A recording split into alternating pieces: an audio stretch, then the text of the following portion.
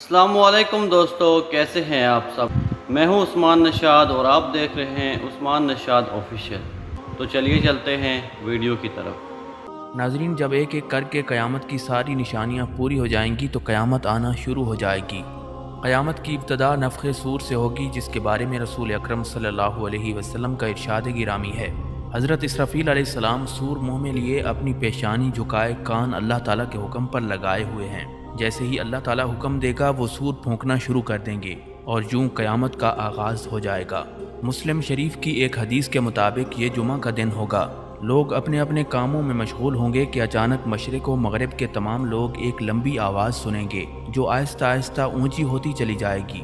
اس نامانوس آواز کی ہولناکی اور سختی کی وجہ سے لوگوں میں اضطراب اور بے چینی پھیلنی شروع ہو جائے گی۔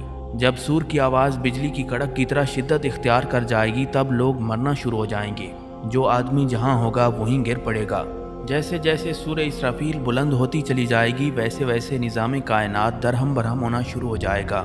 زمین آندھی میں ہچکولے کھانے والی قندیل کی طرح زلزلوں کی زد میں آ جائے گی۔ پہاڑ گرد و غبار بن کر اڑنے لگیں گے، سمندروں میں آگ بھڑک اٹھے گی، آسمان پھٹ جائے گا، سورج چاند اور ستارے بے نور ہو جائیں گے، تمام زیرو مخلوق انسان جن اور فرشتے فنا ہو جائیں گے، حتیٰ کہ ملک الموت حضرت اسرائیل علیہ السلام بھی اپنی روح اللہ تعالیٰ کے حوالے کر دیں گے۔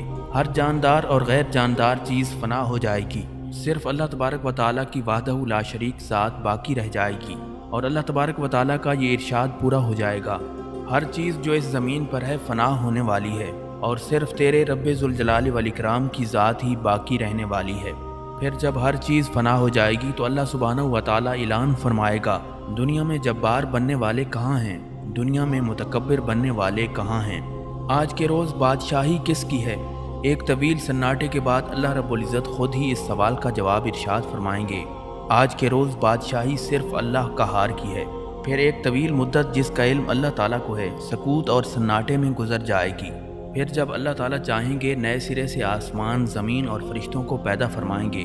نئی زمین میں عمارتوں، درختوں، پہاڑوں اور سمندروں کا نام و نشان تک نہیں ہوگا، بلکہ وہ سفید، ہموار اور چٹیل میدان ہوگی جو اپنے رب کے نور سے خوب روشن ہوگی۔ انسانوں کو دوبارہ پیدا کرنے کے لیے آسمان سے ایک بارش نازل ہوگی جس کے نتیجے میں ہر انسان کی ریڑھ کی ہڈی سے پورا انسانی ڈھانچہ تیار ہو جائے گا اور اس پر گوشت بھی چڑھا دیا جائے گا۔ اس کے بعد حضرت اسرافیل علیہ السلام کو دوسری مرتبہ سور پھونکنے کا حکم دیا جائے گا۔ تمام انسان ننگے پاؤں، ننگے بدن اور بے ختنہ اٹھ کھڑے ہوں گے جس طرح ماں کے پیٹ سے پیدا ہوئے تھے، اور اللہ تعالیٰ کا یہ فرمان بھی پورا ہو جائے گا، تم لوگ فردن فردن ہمارے پاس حاضر ہوگے جس طرح ہم نے پہلی مرتبہ تمہیں پیدا کیا تھا۔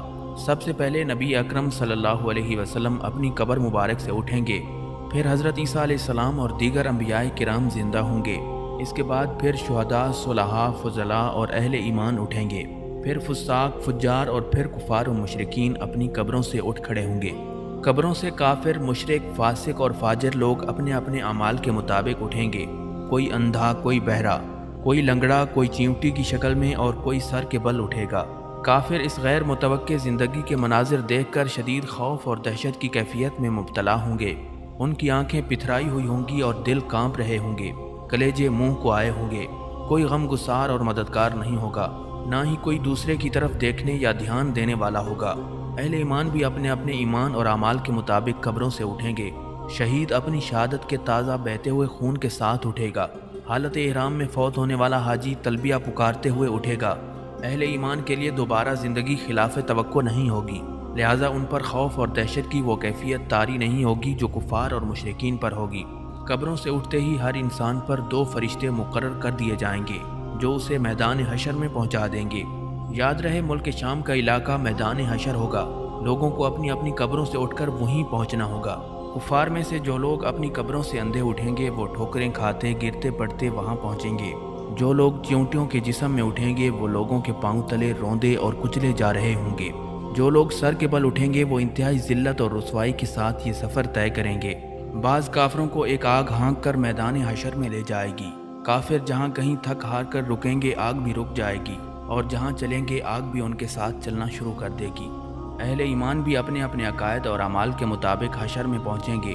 بعض لوگ پیدل پہنچیں گے، بعض لوگ اونٹوں پر سوار ہوں گے، کسی اونٹ پر 1، کسی اونٹ پر 2، کسی پر 4، حتیٰ کہ 10 آدمی بھی ایک اونٹ پر سوار ہوں گے۔ सारी मखलूक चुपचाप दम साधे एक ही सिमत में रवां दवां होगी। किसी को ऊंची सांस लेने की मजाल भी नहीं होगी। हर आदमी को एहसास होगा कि आज इम्तिहान ज़िंदगी का नतीजा निकलने वाला है। जब सारी मखलूक मैदान हशर में पहुंच जाएगी तो ऐलान किया जाएगा, मुजरिमों, आज के रोज़ तुम नेक लोगों से अलग हो जाओ। ये सुनकर सब लोग अलग अलग गिरोहों में तकसीम कर दिए जाएंगे। सूरज की परस्तिश करने वालों का गिरोह, सितारों की पूजा करने वालों का गिरोह, आग की परस्तिश करने वालों का गिरोह, बुतों की परस्तिश करने वालों का गिरोह, मुनाफिकीन और मुर्तदीन का गिरोह एक तरफ और दूसरी तरफ ईमानदारों को उनके अकायद और अमाल के मुताबिक अलग अलग गिरोहों में तकसीम कर दिया जाएगा।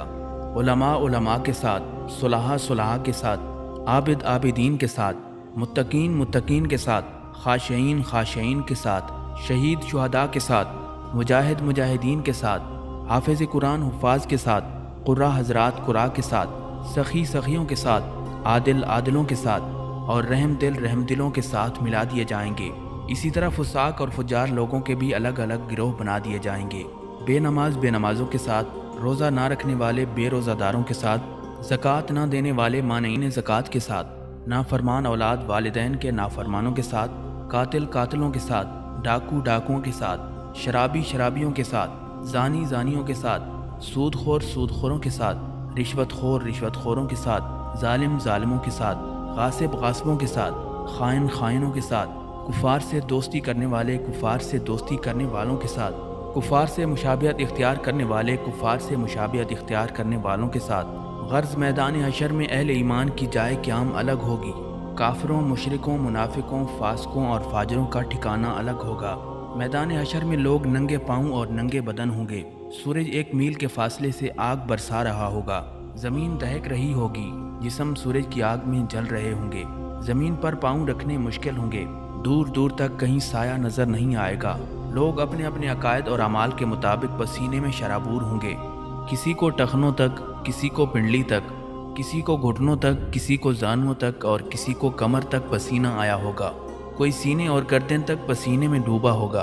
कुफार और मुशरिकीन को मुंह में पसीने की लगाम आई होगी और बाज़ लोग पसीने में डुबकियां खा रहे होंगे। भूख और प्यास की शिद्दत से लोगों का बुरा हाल होगा। भूख, प्यास और शदीद गर्मी की हालत में लोग 50,000 साल तक खड़े रहेंगे और तंग आकर अल्लाह तबारक व तआला से दुआ करेंगे, या अल्लाह हमें इस मुसीबत से निजात दिला, खा हमें जहन्नम में ही भेज दे। याद रहे कि आज सूरज का हमारी ज़मीन से फासला 9 करोड़ 30 लाख मील के बराबर है। इसके बावजूद जून जुलाई में ज़मीन इस कदर गर्म हो जाती है कि 1 मिनट के लिए इस पर नंगे पाँव खड़े होना नामुमकिन हो जाता है। ज़रा गौर फरमाएं उस रोज़ क्या हाल होगा जिस रोज़ ज़मीन का दर्जा हरारत आज के मुकाबले में 9 करोड़ दर्जे ज़्यादा होगा। लाचार और बेबस होकर लोग हज़रत आदम अलैहिस्सलाम की खिदमत में हाजिर होंगे और अर्ज़ करेंगे, अल्लाह ताला ने आपको अपने हाथ से बनाया और अपनी रूह फूंकी, फरिश्तों से सजदा करवाया, आपको जन्नत में जगह दी। लोग हज़रत आदम अलैहिस्सलाम की खिदमत में अर्ज़ करेंगे, आज के दिन आप हमारे लिए सिफारिश कर दें कि अल्लाह ताला हिसाब किताब शुरू करके हमें हशर की तकलीफ़ से निजात दे दे। हज़रत आदम अलैहिस्सलाम फरमाएंगे, आज मेरा रब इस कदर गुस्से में है कि इस तरह इससे पहले कभी ना हुआ है और ना आइंदा होगा। मुझसे जन्नत में अल्लाह ताला की नाफरमानी हो गई थी, जिसकी वजह से मुझे अपनी जान की फ़िक्र है, लिहाजा मैं सिफारिश नहीं कर सकता। तुम लोग हज़रत नूह अलैहिस्सलाम के पास चले जाओ। लोग हज़रत नूह अलैहिस्सलाम की खिदमत में हाजिर होंगे और अपना मुद्दा बयान करेंगे। हज़रत नूह अलैहिस्सलाम भी यही कहेंगे कि आज मेरा रब इतने गुस्से में है कि इससे पहले कभी इतना गुस्सा आया है और ना बाद में आएगा। मैंने दुनिया में अपनी कौम के लिए बद्दुआ की थी, जिसके नतीजे में वो हलाक हो गई। आज मुझे अपनी जान की फ़िक्र है, मैं सिफारिश नहीं कर सकता। तुम लोग हज़रत इब्राहीम खलीलुल्लाह अलैहिस्सलाम के पास चले जाओ, वो ज़रूर सिफारिश करेंगे। लोग हज़रत इब्राहीम अलैहिस्सलाम की खिदमत में हाजिर होंगे और अर्ज़ करेंगे, आप अल्लाह के नबी और उसके खलील हैं, अपने रब के हुजूर सिफारिश कर दें। आप देख रहे हैं कि हमारी क्या हालत हो रही है। हज़रत इब्राहीम अलैहिस्सलाम भी वही बात फरमाएंगे जो हज़रत आदम अलैहिस्सलाम और हज़रत नूह अलैहिस्सलाम ने फरमाई थी कि आज मेरा रब इस कदर नाराज़ है कि इससे पहले कभी इतना नाराज़ नहीं हुआ और ना ही इसके बाद होगा। मैंने दुनिया में 3 झूठ बोले थे, जिसकी वजह से आज मुझे अपनी जान की फ़िक्र है, कहीं अल्लाह ताला बाज़ पुरस ना कर दें। लिहाजा तुम लोग मूसा अलैहिस्सलाम के पास चले जाओ। लोग हज़रत मूसा अलैहिस्सलाम की खिदमत में हाजिर होंगे और अर्ज़ करेंगे, अल्लाह ताला ने आपसे हम कलाम होकर सारे लोगों पर आपको फजीलत दी। आप देख रहे हैं हमारी हालत क्या हो रही है। آپ اپنے رب کے حضور ہماری سفارش کر دیں۔ حضرت موسیٰ علیہ السلام فرمائیں گے، آج تو میرا رب اس قدر غصے میں ہے کہ اس سے پہلے کبھی ہوا نہ بعد میں ہوگا۔ میں نے دنیا میں ایک آدمی قتل کر دیا تھا جس کی وجہ سے مجھے اپنی جان کی فکر ہے، لہٰذا میں سفارش نہیں کر سکتا۔ تم لوگ حضرت عیسیٰ علیہ السلام کے پاس چلے جاؤ۔ لوگ حضرت عیسیٰ علیہ السلام کے پاس حاضر ہوں گے اور عرض کریں گے، آپ اللہ کے رسول اور اللہ کی روح ہیں، آپ ہماری حالت دیکھ رہے ہیں، اپنے رب سے ہمارے لیے سفارش کریں۔ حضرت عیسیٰ علیہ السلام بھی وہی جواب دیں گے کہ آج میرا رب اس قدر غصے میں ہے کہ اس سے پہلے کبھی ہوا نہ آئندہ ہوگا۔ تم لوگ حضرت محمد مصطفیٰ صلی اللہ علیہ وسلم کے پاس چلے جاؤ، وہ ضرور تمہاری سفارش کریں گے۔ پھر لوگ امام الانبیاء حضرت محمد مصطفیٰ صلی اللہ علیہ وسلم کی خدمت میں حاضر ہوں گے اور عرض کریں گے، آپ اللہ کے رسول اور خاتم الانبیاء ہیں، آپ ہماری حالت کا اندازہ بخوبی لگا سکتے ہیں، اپنے رب کے حضور سفارش کریں کہ وہ ہمارے حساب کتاب کا آغاز فرمائے۔ نبی اکرم صلی اللہ علیہ وسلم فرمائیں گے، ہاں میں ہی آج کے روز سفارش کے لائق ہوں۔ چنانچہ نبی اکرم صلی اللہ علیہ وسلم کو میدان حشر سے شفاعت کے بلند ترین مقام محمود پر پہنچا دیا جائے گا، جو جنت میں عرش الہی کے نیچے ہوگا۔ وہاں پہنچ کر آپ صلی اللہ علیہ وسلم اپنے رب کے حضور سجدے میں گر پڑیں گے اور اللہ تعالیٰ کی حمد و ثنا کریں گے۔ پھر جب اللہ تعالیٰ کا غصہ کم ہوگا تو اللہ تعالیٰ ارشاد فرمائے گا، اے محمد صلی اللہ علیہ وسلم، سر اٹھاؤ اور سوال کرو، آج سفارش کرو، تمہاری سفارش قبول کی جائے گی۔ یہی شفاعت کبریٰ ہوگی۔ شفاعت کبریٰ کی منظوری کے بعد رسول اللہ صلی اللہ علیہ وسلم مقام محمود سے میدان حشر میں واپس تشریف لائیں گے۔ اس کے بعد حق تعالیٰ فرشتوں کی معیت میں میدان حشر میں نزول اجلال فرمائیں گے۔ فرشتے زمین کے دور و نزدیک کناروں پر صف بستہ کھڑے ہوں گے۔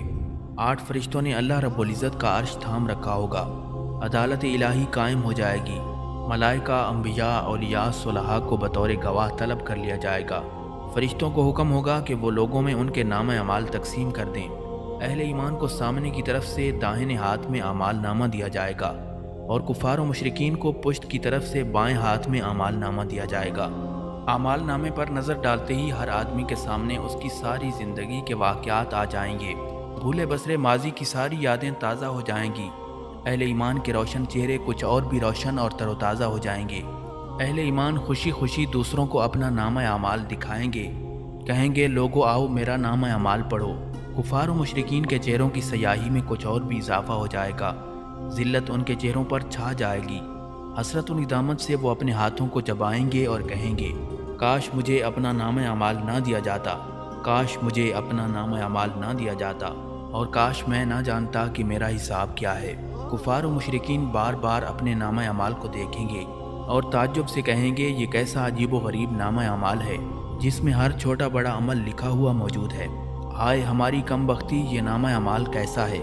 کوئی چھوٹے سے چھوٹا یا بڑے سے بڑا عمل ایسا نہیں جو اس میں شامل نہ ہو۔ اعمال ناموں کی تقسیم کے بعد سوال و جواب کا سلسلہ شروع ہوگا۔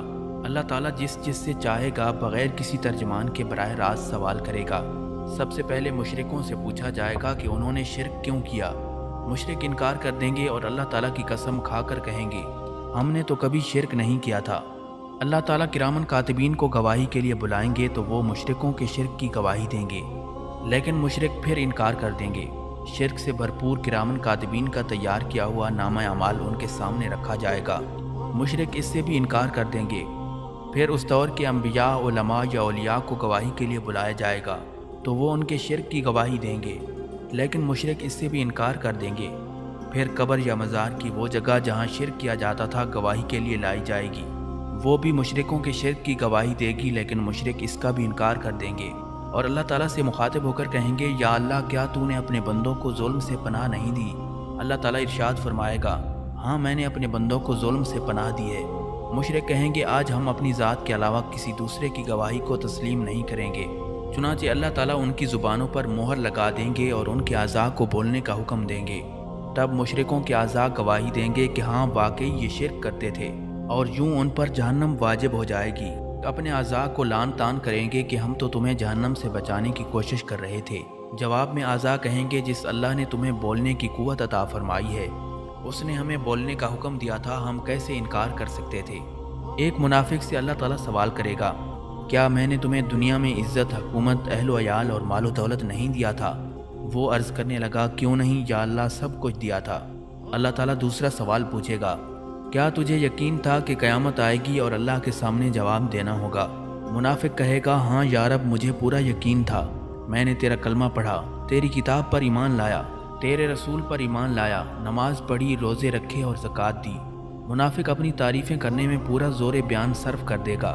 اللہ تعالیٰ ارشاد فرمائے گا، ذرا ٹھہرو، ہم کچھ اور گواہ لاتے ہیں۔ منافق اپنے دل میں سوچے گا کہ میں تو مسلمانوں کے ساتھ مل کر نماز روزہ کرتا رہا، آج میرے خلاف گواہی کون دے گا؟ اللہ تعالیٰ اس کے منہ پر مہر لگا دیں گے اور اس کی ران کو بولنے کا حکم دیں گے۔ چنانچہ اس کی ران، اس کے بدن کا گوشت، اس کے بدن کی ہڈیاں اور اس کے جسم کا رواں رواں اس کے نفاق کی گواہی دے گا کہ ایک طرف تو یہ نماز روزہ کرتا رہا اور دوسری طرف کفار کی دوستی پر نازاں تھا، ان کے مفادات کا تحفظ کرتا رہا، مسلمانوں کو دھوکہ دیتا رہا اور ان سے غداری کرتا رہا۔ اللہ تعالیٰ اس پر سخت غضبناک ہوں گے اور جہنم اس پر واجب ہو جائے گی۔ ناظرین، اہل ایمان سے سوال و جواب کا انداز بالکل مختلف ہوگا۔ ایک مومن آدمی کو اللہ تعالیٰ اپنے قریب بلا کر اس پر اپنا دامن رحمت ڈالے گا۔ اللہ تعالیٰ اس سے سوال فرمائے گا، تو نے فلاں گناہ کیا تھا، تو نے فلاں گناہ کیا تھا؟ مومن عرض کرے گا، ہاں یا اللہ میں نے کیا تھا۔ اللہ تعالیٰ اس کے ایک ایک گناہ کے بارے میں سوال فرمائے گا تو وہ اقرار کرتا چلا جائے گا۔ وہ سوچے گا کہ اب تو وہ ضرور ہلاک ہو جائے گا۔ آخر میں اللہ تعالیٰ اس سے ارشاد فرمائے گا، میں نے تیرے گناہوں پر دنیا میں بھی پردہ ڈالا تھا اور آج بھی پردہ ڈال رہا ہوں، پھر اسے جنت میں بھیج دیا جائے گا۔ ناظرین، افراد کے علاوہ انبیاء اور رسولوں کی تکذیب کرنے والی قوم سے بھی سوال و جواب ہوں گے۔ قوم نوح سے سوال ہوگا، تم نے پیغمبر کی تکذیب کیوں کی تھی؟ وہ حضرت نوح علیہ السلام اور ان کی دعوت کا انکار کریں گے۔ اللہ تعالیٰ حضرت نوح علیہ السلام سے فرمائے گا، اے نوح اپنے حق میں کوئی گواہ لاؤ۔ حضرت نوح علیہ السلام عرض کریں گے، میری گواہ امت محمدیہ ہے۔ چنانچہ امت محمدیہ کے علماء، اولیاء اور صلحاء حاضر کیے جائیں گے۔ وہ گواہی دیں گے کہ ہاں حضرت نوح علیہ السلام پیغمبر بنا کر بھیجے گئے تھے اور انہوں نے 950 سال تک حق رسالت ادا کیا تھا۔ قوم نوح کہے گی، تم تو ہمارے زمانے میں موجود ہی نہیں تھے، تم یہ گواہی کیسے دے رہے ہو؟ اس پر نبی اکرم صلی اللہ علیہ وسلم کو لایا جائے گا اور وہ اپنی امت کی صداقت کی گواہی دیں گے کہ میری امت نے قرآن مجید کی روح سے بالکل سچی گواہی دی ہے۔ رسول اللہ صلی اللہ علیہ وسلم کی اس گواہی کے بعد قوم نوح لاجواب ہو جائے گی اور مجرم قرار پا کر جہنم میں ڈال دی جائے گی۔ ایسا ہی معاملہ قوم ہود، قوم صالح، قوم شعیب، قوم لوط اور دوسرے انبیاء کرام کی اقوام کے ساتھ ہوگا۔ جرم ثابت ہونے کے بعد کافر بارگاہ الہی میں درخواست کریں گے، اے ہمارے رب، ہم نے سب کچھ دیکھ اور سن لیا، بس ایک دفعہ ہمیں دنیا میں واپس بھیج دے، ہم ضرور نیک عمل کریں گے۔ ارشاد باری تعالیٰ ہوگا، ایسا ممکن نہیں، اب تو تمہیں اپنے کرتوتوں کا ہمیشہ ہمیشہ کے لیے مزہ چکھنا ہوگا۔ کفار دوسری درخواست یہ کریں گے کہ یا اللہ، ہماری گمراہی کے ذمہ دار ہمارے پیشوا اور لیڈر ہیں، انہیں ہماری نسبت دوہرا عذاب دیا جائے۔ ارشاد ربانی ہوگا، تمہارا یہ عذر بھی قابل سماعت نہیں، گمراہ ہونے والوں کو گمراہ ہونے کا عذاب دیا جائے گا اور گمراہ کرنے والوں کو گمراہ کرنے کا عذاب دیا جائے گا۔ اپنی اپنی جگہ تم دونوں ہی مجرم ہو، دونوں کو اپنے کیے کی سزا ملے گی۔ میدان حشر میں اس قسم کے سوال و جواب کے علاوہ دیگر اعمال کا حساب کتاب بھی ہوگا۔ حقوق اللہ میں سے نماز کا حساب سب سے پہلے ہوگا۔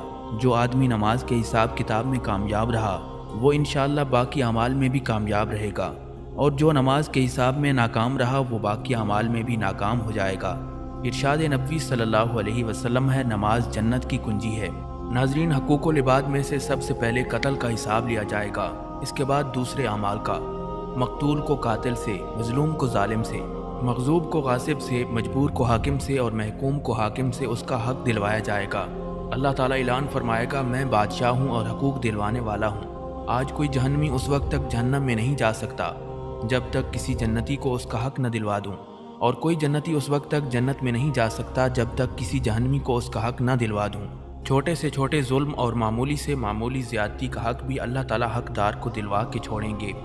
اگر کسی نے پیلو کی ٹہنی کے برابر کسی کا حق غصب کیا ہوگا یا کسی کی بے عزتی کی ہوگی تو اللہ تعالیٰ اس کا بدلہ بھی دلوائیں گے۔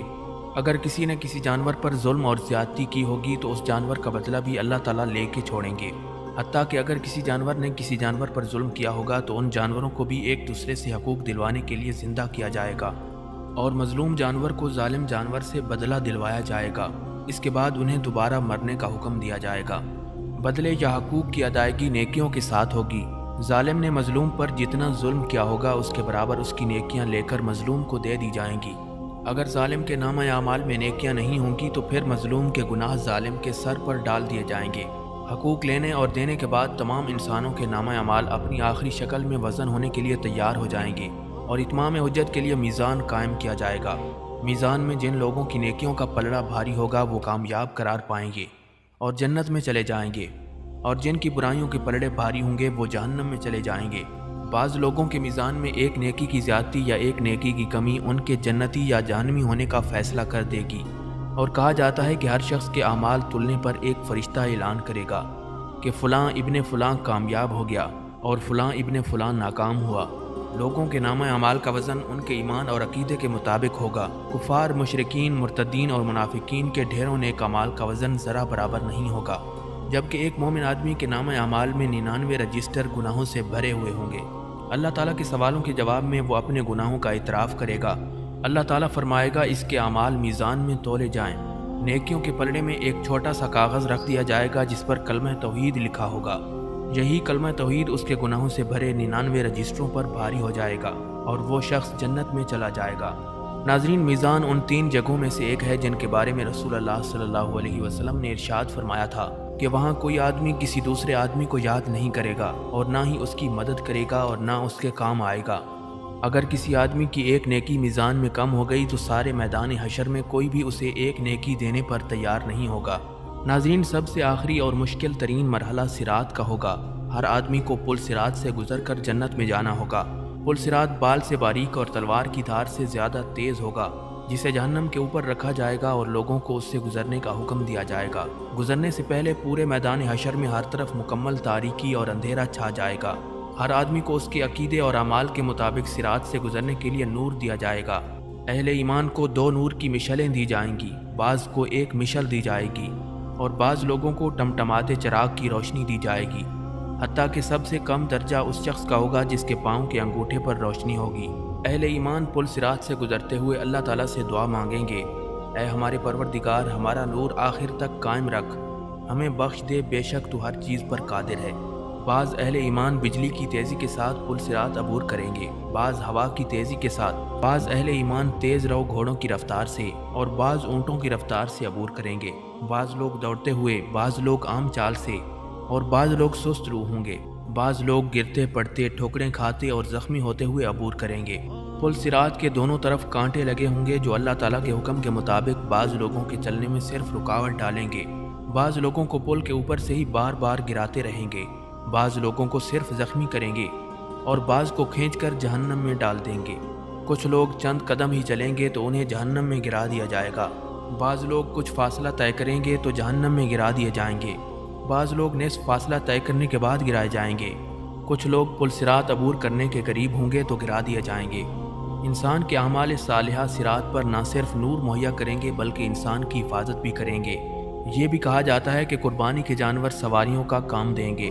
پل صراط سے گزرنے کا منظر اس قدر ہولناک ہوگا کہ کسی کی زبان سے کوئی بات نہیں نکلے گی، صرف انبیاء کرام کی زبان سے یہ آواز سنائی دے گی، رب سلم رب سلم، یا اللہ بچا لے، یا اللہ بچا لے۔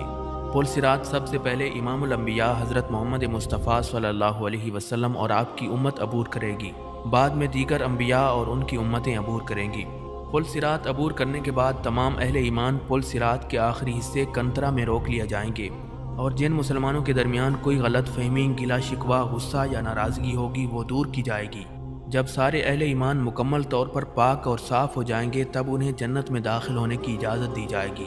رسول اکرم صلی اللہ علیہ وسلم جنت کے دروازے پر تشریف لائیں گے، دروازہ کھلے گا تو آپ صلی اللہ علیہ وسلم اپنی امت سمیت جنت میں قدم رنجہ فرمائیں گے۔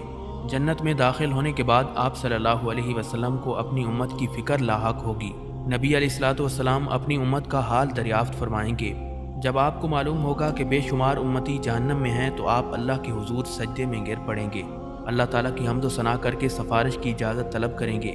طویل مدت سجدے میں گزارنے کے بعد حکم ہوگا، اے محمد صلی اللہ علیہ وسلم جاؤ، اپنی امت میں سے جن کے دل میں جو کے دانے کے برابر ایمان ہے انہیں جہنم سے نکال کر جنت میں داخل کر دو۔ پھر رسول اکرم صلی اللہ علیہ وسلم فرشتوں کو لے کر اپنی امت کے برگزیدہ افراد کے ساتھ جہنم کے کنارے تک جائیں گے اور فرمائیں گے، اپنے اپنے عزیز و اقارب اور اپنی اپنی جان پہچان کے افراد کی نشانی بتاؤ تاکہ فرشتے انہیں نکال لائیں۔ चुनाचे ऐसे लोग जिनके दिल में जौ के दाने के बराबर ईमान होगा, उन्हें जहन्नम से निकाल कर जन्नत अता कर दी जाएगी। उस वक्त नबी करीम सल्लल्लाहु अलैहि वसल्लम की उम्मत अहले जन्नत का 1/4 होगी। आप सल्लल्लाहु अलैहि वसल्लम की सिफारिश देखकर दीगर अंबियाए किराम भी अपनी अपनी उम्मतों की सिफारिश शुरू कर देंगे। उम्मत मुहम्मदिया के शुहदा, औलिया, उलमा और सुलहा को भी शफाअत की इजाज़त दी जाएगी और वो भी अपने अपने अजीज़ व अकारिब और जान पहचान के लोगों की सिफारिश करके उन्हें जहन्नम से निकलवा कर जन्नत में ले जाएंगे। रसूल अकरम सल्लल्लाहु अलैहि वसल्लम जन्नत में वापस पहुंचकर फिर उम्मत के बारे में सवाल करेंगे कि अब मेरी उम्मत में से कितने जहन्नम में बाकी हैं। आप सल्लल्लाहु अलैहि वसल्लम को बताया जाएगा, अभी तो हज़ार तादाद में लोग जहन्नम में मौजूद हैं। रसूल अल्लाह सल्लल्लाहु अलैहि वसल्लम फिर सिफारिश के लिए सजदे में गिर पड़ेंगे। इज़्न शफाअत मिलेगा कि आप सल्लल्लाहु अलैहि वसल्लम की उम्मत के वो अफराद जिनके दिल में चींटी या राई के बराबर ईमान है उन्हें भी निकाल लाओ। फिर आप सल्लल्लाहु अलैहि वसल्लम हस्बे साबिक उम्मत के उलमा, औलिया और सुलहा को साथ लेकर जहन्नम के किनारे पहुँचेंगे और राई के बराबर ईमान वालों को जहन्नम से निकाल कर जन्नत में ले जाएंगे। तब आप सल्लल्लाहु अलैहि वसल्लम की उम्मत अहले जन्नत की 1/3 हो जाएगी। नबी अलैहिस्सलातु वस्सलाम फिर इस्तफसार फरमाएंगे, मेरी उम्मत के कितने अफराद जहन्नम में मौजूद हैं। आपको बताया जाएगा, अभी तो हज़ारों उम्मती जहन्नम में हैं। नबी अलैहिस्सलातु वस्सलाम फिर इज़्न शफाअत के लिए सजदा रेज़ हो जाएंगे, अल्लाह ताला की हम्द व सना करेंगे। फिर इज़्न शफाअत मिलेगा कि चींटी या राई से कम दर्जे के ईमान वालों को भी जहन्नम से निकाल लाओ। इज़्न शफाअत मिलने पर आप सल्लल्लाहु अलैहि वसल्लम फिर फरिश्तों की मैयत में अपने उम्मत के उलमा, फुज़ला, औलिया और सुलहा के साथ जहन्नम के किनारे पहुँचेंगे और उम्मत के उन अफराद को जहन्नम से निकलवाएंगे जिनके दिल में राई से भी कम दर्जे का ईमान होगा। तब आप सल्लल्लाहु अलैहि वसल्लम की उम्मत अहले जन्नत की निस्फ तादाद के बराबर हो जाएगी। चौथी मरतबा फिर रसूलुल्लाह सल्लल्लाहु अलैहि वसल्लम उन लोगों के लिए इज़्न शफाअत तलब करेंगे जिन्होंने सारी ज़िंदगी में सिर्फ एक बार ला इलाहा इल्लल्लाह पढ़ा होगा। अल्लाह ताला इरशाद फरमाएगा, मेरी इज़्ज़त, अज़मत, जलाल और किबरियाई की कसम, जिसने ला इलाहा इल्लल्लाह कहा है उसे मैं खुद जहन्नम से निकालूंगा। चुनांचे आखिर में अल्लाह ताला खुद उन लोगों को जहन्नम से निकाल कर जन्नत में दाखिल फरमाएगा जिन्होंने ला इलाहा इल्लल्लाह कहा होगा। जन्नती लोग इस आखिरी गिरोह को रहमान के आज़ाद करदा कहकर पुकारेंगे। शफाअत का सिलसिला जब मुकम्मल हो जाएगा और तमाम अहले जन्नत जन्नत में दाखिल हो जाएंगे, तब अहले जन्नत में अपनी औलादों और अजीज़ व अकारिब से मिलने का तजस्सुस पैदा होगा और वो उनसे मिलने और उन्हें देखने की ख्वाहिश का इजहार करेंगे। इरशाद बारी ताला होगा कि औलादों को उनके वालिदैन के साथ मिला दिया जाए। चुनांचे तमाम अहले जन्नत के अहल व अयाल को एक जगह इकट्ठा कर दिया जाएगा। नाजरीन, अहले जन्नत के जन्नत में आबाद हो जाने के बाद और अहले जहन्नम के जहन्नम में पहुंचने के बाद सबको आवाज़ दी जाएगी, ऐ अहले जन्नत जन्नत के किनारे पर आ जाओ, ऐ अहले जहन्नम जहन्नम के किनारे पर आ जाओ। दोनों फरीक उम्मीद की कैफियत में मनादी की तरफ मुतवज्जे होंगे। एक सफ़ेद मेंढा होगा जिसके बारे में अहले जन्नत और अहले जहन्नम से पूछा जाएगा, क्या तुम इसे पहचानते हो? अहले जन्नत और अहले जहन्नम दोनों कहेंगे, हाँ हम इसे पहचानते हैं, ये मौत है। इसके बाद अल्लाह ताला इस मेंढे को ज़िबा करने का हुक्म देगा। मेंढे को ज़िबा करने के बाद ऐलान कर दिया जाएगा, ऐ जन्नत वालों, तुम्हारे लिए हमेशा हमेशा के लिए जन्नत है, तुम्हें कभी मौत नहीं आएगी। और ऐ जहन्नम वालों, तुम्हारे लिए हमेशा हमेशा की जहन्नम है, तुम्हें कभी मौत नहीं आएगी। ये सुनकर जन्नती लोग इस कदर खुश होंगे कि अगर खुशी से मरना मुमकिन होता तो जन्नती लोग खुशी से मर जाते। जहन्नमी ये ऐलान सुनकर इस कदर मगमूम होंगे कि अगर गम से मरना मुमकिन होता तो जहन्नमी लोग गम से मर जाते। सूर फूंकने से लेकर जन्नत या जहन्नम में पहुंचने तक के ये वो मराहिल हैं जिनसे हर इंसान को गुजरना होगा। नाजरीन, हज़रत अबू हुरैरा रज़ी अल्लाह तआला अन्हु से रिवायत है कि रसूल अल्लाह सल्लल्लाहु अलैहि वसल्लम ने इरशाद फरमाया, क़यामत के रोज़ नेक अमाल पेश होंगे। सबसे पहले नमाज आएगी और अर्ज़ करेगी, या अल्लाह मैं नमाज हूँ। अल्लाह ताला फरमाएगा, तू खैर पर है। फिर सदका आएगा और अर्ज़ करेगा, या अल्लाह मैं सदका हूँ। अल्लाह ताला फरमाएगा, तू भी खैर पर है। फिर रोज़ा पेश होगा और अर्ज़ करेगा, या अल्लाह मैं रोज़ा हूँ। अल्लाह ताला फरमाएगा, तू भी खैर पर है। फिर और अमाल भी इसी तरह पेश होंगे। अल्लाह ताला उन्हें भी फरमाएंगे कि तुम भी खैर पर हो। फिर सलाम पेश होगा और अर्ज़ करेगा, या अल्लाह आप अस्सलाम हैं और मैं इस्लाम हूँ। अल्लाह ताला फरमाएगा, तू भी खैर पर है, तेरी वजह से मैं आज गिरफ्त करूँगा और तेरी ही वजह से अता करूँगा। हज़रत नवास बिन समान रज़ी अल्लाह तआला अन्हु से रिवायत है कि मैंने रसूल अल्लाह सल्लल्लाहु अलैहि वसल्लम को ये फरमाते हुए सुना, कुरान करीम और उन हज़रात को जो इस पर अमल करते थे क़यामत के दिन पेश किया जाएगा। सूरह बकरा और सूरह आले इमरान दो सियाह बादलों या साहिबानों की तरह उनके आगे आगे चल रही होंगी और इन दोनों के दरमियान एक किरण होगी, या इस तरह के वो सफ़ दर सफ़ परिंदों की दो टोलियाँ हैं जो अपने पढ़ने और अमल करने वाले के हक़ में सिफारिश कर रही हैं। حضرت بریرہ رضی اللہ تعالیٰ عنہ سے روایت ہے کہ آپ صلی اللہ علیہ وسلم نے ارشاد فرمایا، جب صاحب قرآن کی قبر کو کھولا جائے گا تو اسے قرآن دبلے پتلے آدمی کی شکل میں ملے گا اور استفسار کرے گا کہ کیا تو مجھے جانتا ہے؟ صاحب قرآن کہے گا، نہیں میں نہیں جانتا۔ قرآن مجید کہے گا، میں وہی ہوں جس نے گرمیوں کی دوپہر میں تجھے پیاسا رکھا اور راتوں کو تجھے بیدار رکھا۔ ہر تاجر کو تجارت کے بعد منافع ملتا ہے اور میں تیری تجارت کا منافع ہوں۔ پھر صاحب قرآن کے دائیں ہاتھ میں ملک اور بائیں ہاتھ میں خلد دے دی جائے گی اور وقار کا تاج اس کے سر پر رکھ دیا جائے گا۔ اس کے والدین کو 2 پوشاکیں پہنائی جائیں گی کہ ساری دنیا جن کا بدل نہیں بن سکے گی۔ صاحب قرآن کے والدین پوچھیں گے، ہمیں یہ پوشاکیں کیوں پہنائی جا رہی ہیں؟ انہیں جواب دیا جائے گا، اس لیے کہ تمہارے بیٹے نے قرآن کریم یاد کیا ہے۔ حضرت ابو امامہ رضی اللہ تعالیٰ عنہ سے روایت ہے کہ سرکار مدینہ صلی اللہ علیہ وسلم نے ارشاد فرمایا، جس شخص نے کتاب اللہ کی کوئی آیت سیکھی تو وہ قیامت کے دن اسے ملے گی اور اس کے چہرے پر دمک رہی ہوگی۔ حضرت ابو موسیٰ اشعری رضی اللہ تعالیٰ عنہ سے روایت ہے کہ سرکار دو عالم صلی اللہ علیہ وسلم نے ارشاد فرمایا، اللہ تعالیٰ قیامت کے دن ایام کو ان کی شکلوں میں مبعوث کریں گے اور جمعہ کے دن کو خوب چمکنے والا بنائیں گے۔ جمعہ کے دن عبادت کا اہتمام کرنے والے حضرات کو جمعہ نے اپنے ایسے جلوے میں لیا ہوگا جس طرح دلہن کو اس کے خاوند کے پاس لے جایا جاتا ہے۔ یہ دن ان کے لیے روشن اور چمکدار ہوگا اور وہ اس کی روشنی میں چلتے ہوں گے۔ ان کے رنگ برف کی مثل سفید ہوں گے اور ان کی خوشبو کستوری کی مثل مہک رہی ہوگی۔ وہ کافور کے پہاڑوں پر گفتگو کر رہے ہوں گے۔ انسان اور جنات دونوں ان کی طرف دیکھ رہے ہوں گے اور وہ خوشی سے پلک تک نہیں جھپکائیں گے یہاں تک کہ جنت میں داخل ہو جائیں گے۔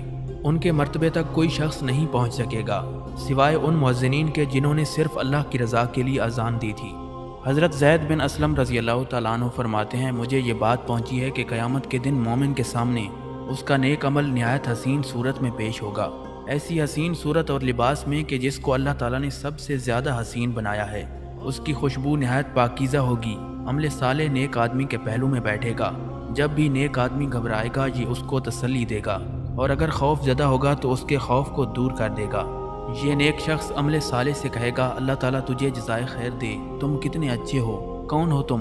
وہ کہے گا، تم مجھے نہیں جانتے، میں قبر میں بھی تمہارے ساتھ تھا اور دنیا میں بھی، میں تیرا عمل ہوں، اللہ کی قسم تیرا عمل اچھا تھا اس لیے تو نے مجھے بھی پاکیزہ دیکھا ہے، آ مجھ پر سوار ہو جا، میں بھی دنیا میں عرصہ دراز تک تجھ پر سوار رہا ہوں۔ پھر یہ عمل کہے گا، یا اللہ ہر عمل کرنے والا اپنے عمل کے نتیجے کو پہنچ گیا، ہر تاجر اور کاریگر اپنی تجارت حاصل کر چکا سوائے میرے ساتھی کے، اس نے خود کو مجھ میں مشغول رکھا۔ اللہ تعالیٰ اس سے پوچھے گا، اب تیرا کیا مطالبہ ہے؟ وہ عرض کرے گا، اے اللہ مغفرت اور رحمت فرمائیں۔ اللہ تعالیٰ فرمائے گا، میں نے اسے بخش دیا۔ پھر اس کو کرامت کی پوشاک پہنائی جائے گی اور اس پر وقار کا تاج سجایا جائے گا جس میں ایک ایسا موتی ہوگا جو 2 دن کی مسافت سے بھی چمکتا ہوگا۔ پھر وہ عمل کہے گا، یا اللہ اس نے اپنے والدین کی طرف سے بھی نیک اعمال کیے تھے، اور ہر مزدور اور ہر تاجر اپنے منافع میں اپنے والدین کو شریک کرتا ہے، یوں والدین کو بھی وہ انعامات ملیں گے جو صاحب عمل کو ملے تھے، جبکہ دوسری طرف کافر کا عمل بدترین شکل اور بدبودار ترین صورت میں تبدیل ہو کر اس کے پہلو میں بیٹھے گا۔ جب بھی کافر کو کوئی چیز خوف زدہ کرے گی تو یہ اس کے خوف میں اضافہ کر دے گا، جب گھبراہٹ ہوگی تو یہ اسے مزید گھبراہٹ میں مبتلا کر دے گا۔ کافر اسے کہے گا، تو بہت برا ساتھی ہے، تو کون ہے؟ وہ کہے گا، کیا تو مجھے نہیں جانتا؟ کافر کہے گا، نہیں میں تو تجھے نہیں جانتا۔ وہ کہے گا، میں تیرا برا عمل ہوں، تیرا عمل برا تھا اس لیے تو نے مجھے بد شکل دیکھا، اور تیرا عمل بدبودار تھا اس لیے تو نے مجھے بھی بدبودار دیکھا۔ اپنا سر نیچے کرو، میں تم پر سوار ہوں گا، دنیا میں عرصہ دراز تک تو مجھ پر سوار رہا۔ حضرت بلال رضی اللہ تعالیٰ عنہ سے مروی ہے کہ رسول اللہ صلی اللہ علیہ وسلم نے ارشاد فرمایا، نیکی اور گناہ لوگوں کے لیے قیامت کے دن کھڑے ہوں گے۔ نیکی نیک آدمی سے مل کر اسے کھینچ کر جنت میں لے جائے گی اور گناہ گناہگار آدمی سے مل کر اسے کھینچ کر جہنم میں لے جائے گا۔ حضرت عبداللہ ابن عباس رضی اللہ تعالیٰ عنہ فرماتے ہیں کہ قیامت کے دن دنیا کو سفید اور سیاہ بالوں والی بد شکل بڑھیا کی شکل میں پیش کیا جائے گا، اس کے نوکیلے دانت باہر نکلے ہوئے ہوں گے۔ دنیا جب مخلوق کے سامنے ظاہر ہوگی تو مخلوق سے پوچھا جائے گا، کیا تم اسے پہچانتے ہو؟ وہ کہیں گے، ہم اسے پہچاننے سے اللہ کی پناہ چاہتے ہیں۔ انہیں کہا جائے گا، یہ دنیا ہے، اسی کے سبب تو نے ایک دوسرے پر فخر کیا، اسی کے سبب تم نے قطع رحمی کی، بغض رکھا اور دھوکے میں رہے۔ پھر فرمایا، دنیا کو جہنم میں ڈال دیا جائے گا۔ وہ پکارے گی، اے اللہ میرے پیروکار اور طلبگار کہاں ہیں؟ اللہ تعالیٰ حکم دیں گے کہ اس کے پیروکاروں اور طلبگاروں کو بھی اس کے ساتھ جہنم میں پھینک دو۔ حضرت جابر بن عبداللہ رضی اللہ تعالیٰ عنہ سے روایت ہے کہ سرکار دو عالم صلی اللہ علیہ وسلم نے ارشاد فرمایا، جب قیامت کا دن ہوگا تو کعبہ کو میری قبر کے ساتھ ملا دیا جائے گا۔ وہ کہے گا السلام علیکہ، میں کہوں گا وعلیکم السلام یا بیت اللہ، میرے بعد میری امت نے تیرے ساتھ کیا کیا؟ خانہ کعبہ کہے گا جو میرے پاس آیا تھا میں اس کو کافی ہوں اور اس کی شفاعت کروں گا، اور جو میرے پاس نہیں آیا تھا اس کے لیے آپ صلی اللہ علیہ وسلم کافی ہیں اور آپ اس کی شفاعت فرمائیں گے۔ حضرت ابن عمر رضی اللہ تعالیٰ عنہ سے روایت ہے کہ رسول اکرم صلی اللہ علیہ وسلم نے ارشاد فرمایا، قیامت کے دن حجر اسود ابو قبیس پہاڑ سے بھی بڑے وجود میں آئے گا، اس کی ایک زبان اور دو ہونٹ ہوں گے۔ حضرت عبداللہ ابن عباس رضی اللہ تعالیٰ عنہ سے روایت ہے کہ سرکار دو عالم صلی اللہ علیہ وسلم نے ارشاد فرمایا، حجر اسود جنت کے یاقوتوں میں سے ایک سفید یاقوت تھا، اسے مشرکین کے گناہوں نے سیاہ کر دیا ہے، قیامت کے دن اس کو احد پہاڑ کے برابر پیش کیا جائے گا۔ یہ دنیا کے ہر اس شخص کے متعلق گواہی دے گا جس نے اس کا استلام کیا ہوگا یا اس کا بوسہ لیا ہوگا۔ جی دوستو، تو آپ نے دیکھی آج یہ بہت ہی خوبصورت سی ویڈیو۔ امید کرتے ہیں کہ آپ کے علم میں اضافہ ہوا ہوگا اور آپ کو پسند آئی ہوگی، اور سبسکرائب کرنا نہ بھولیں۔ ملتے ہیں نیکسٹ ویڈیو میں، تب تک مجھے اجازت دیجیے، اللہ حافظ۔